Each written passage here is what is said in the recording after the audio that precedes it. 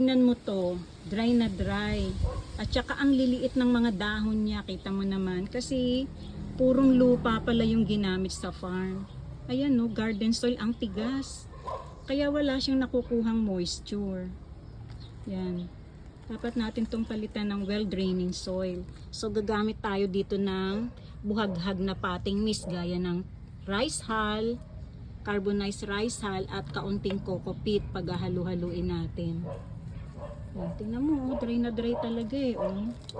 Kawawa naman. Sakal na sakal yung kanyang mga ugat. Oh. Yan.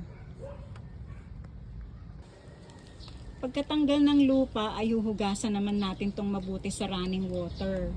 Para yan yung mga ugat niya, oh, matanggal talaga yung mga nakakapit na matitigas na lupa.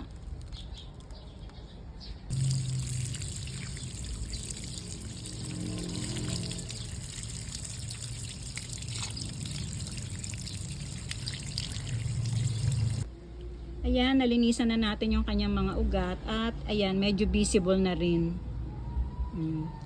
Ang papayat lang ng mga ugat niya, no, ang liliit. Sana lumusog ito pag naitanim na natin sa tamang potting mix o potting soil. Ayan, ito na po yung final look ng ating peperomia watermelon.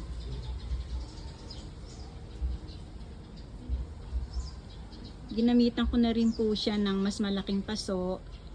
Ayan, para naman kung siya ay lalago pa, meron pang enough space. Kung mapapansin nyo po, nagsama na rin ako ng kaunting coco cubes para mas mabuhaghag ang ating ginamit na potting mix.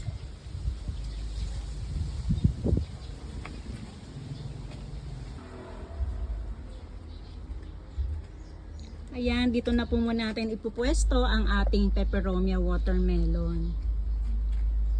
Dito po kasi ay walang direktang sikat ng araw, open air at mahangin. Ayaw po kasi ng mga watermelon ang direktang sikat ng araw dahil madali pong masusunog ang kanilang mga dahon.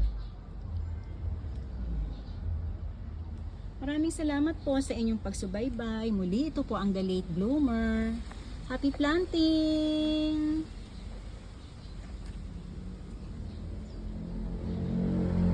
Ihabol ko na rin nga pala ito, nagbigay na rin tayo ng foliar spray para protektado ang mga dahon ng ating halaman sa anumang insekto o mapanirang peste. Ayan. At the same time, nagbibigay na rin siya ng sigla sa mga dahon. Ayan. Kahit sa anong halaman, pwede pong gamitin itong ating foliar spray dahil ito po ay organic.